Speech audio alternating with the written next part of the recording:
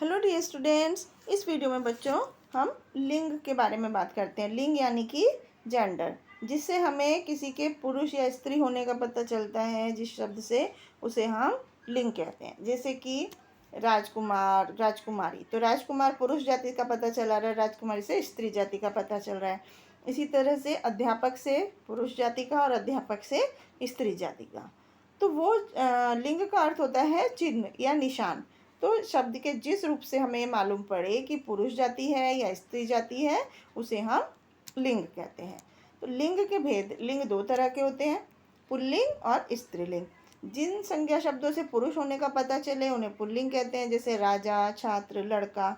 और जिन संज्ञा शब्द से स्त्री होने का पता चले उन्हें स्त्रीलिंग कहते हैं, जैसे रानी, छात्रा, लड़की। इस तरह से अब लिंग निर्णय यानी कि संज्ञा शब्द का लिंग निर्णय दो तरह से होता है। कि संज्ञा शब्द है कोई, कि वो किस तरह से हम उसको पता चलाते हैं, तो उनके शब्द के अर्थ से और शब्द के रूप से। तो शब्द का अर्थ, जैसे कि पुल्लिंग शब्द कौन कौन से हैं?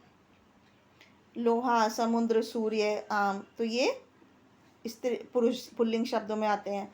और सुपारी, खीर, गंगा, रोटी, ये स्त्रीलिंग शब्दों में आते हैं। इसके बाद शब्द रूप के आधार पर कपड़ा, पैसा, कटोरा, घड़ा, ये पुल्लिंग शब्दों में। और चिट्ठी, कटोरी, नदी, गाड़ी, ये सब स्त्रीलिंग शब्दों में आते हैं। तो इस तरह से शब्दों के अर्थ के आधार पर उनको पुल्लिंग और स्त्रीलिंग में विभाजित किया गया है। जिन शब्दों का लिंग ऊपर दोनों तरीके से नहीं पता चल सकता, उनका किस जगह प्रयोग हो रहा है उस आधार पर उसको विभाजित करते हैं। जैसे पुरुषवाचक जो संज्ञाएं होती हैं पुल्लिंग, और स्त्रीवाचक संज्ञाएं होती हैं उन्हें स्त्रीलिंग कहते हैं। जैसे लड़का, मोर, शेर, ये पुल्लिंग है, और मोरनी, शेरनी, ये सब स्त्रीलिंग शब्द है। कई प्राणी के छोटे होने या ठीक से ना पहचानने के कारण उनको पुल्लिंग मान लिया जाता है या स्त्रीलिंग। जैसे पुल्लिंग है उल्लू, कौआ, चीता, केंचुआ, मेन, गेंडा, ये सब पुल्लिंग है। और गिलहरी, मक्खी, तितली, मछली, ये सब स्त्रीलिंग में आते हैं। प्राणियों का समूह बताने वाली संज्ञाएं व्यवहार के हिसाब से पुल्लिंग और स्त्रीलिंग होती हैं। जैसे संघ, दल, मेला, मंडल, ये सब पुल्लिंग है। समिति, भीड़, सभा, ये सब स्त्रीलिंग शब्द हैं। पुल्लिंग की पहचान, जिन शब्दों के आखिरी में अ होता है, जैसे घर, जंगल, शहर, गांव, ये सब पुल्लिंग होते हैं ज़्यादातर।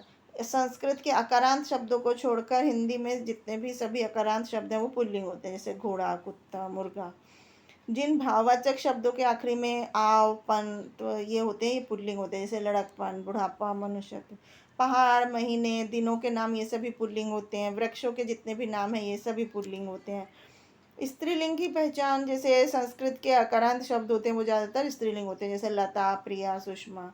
नदियों और स्त्रियों के नाम स्त्रीलिंग होते हैं। संज्ञाएं स्त्रीलिंग होती हैं, जैसे लकड़ी, टोपी, कटोरी।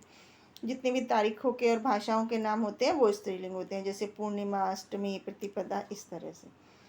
पुल्लिंग से स्त्रीलिंग बनाने के नियम किस तरह से बनाए जाते हैं? कहीं कहीं क्या होता है, जो आकारांत होता है उसको अकारांत कर देते हैं। जैसे भेड़ा है तो भेड़ हो गया, भैंसा है तो भैंस हो गया। कुछ अकारांत शब्दों में नी जोड़ देते हैं, जैसे कि ऊँट से ऊँटनी, मोर से मोरनी। कुछ में आनी जोड़ देते हैं, जैसे जेठ से जेठानी, सेठ से सेठानी। हाथी से हथिनी, पापी से पापिनी। व्यापारवाचक संज्ञा को तेली से तेलिन, धोबी से धोबिन।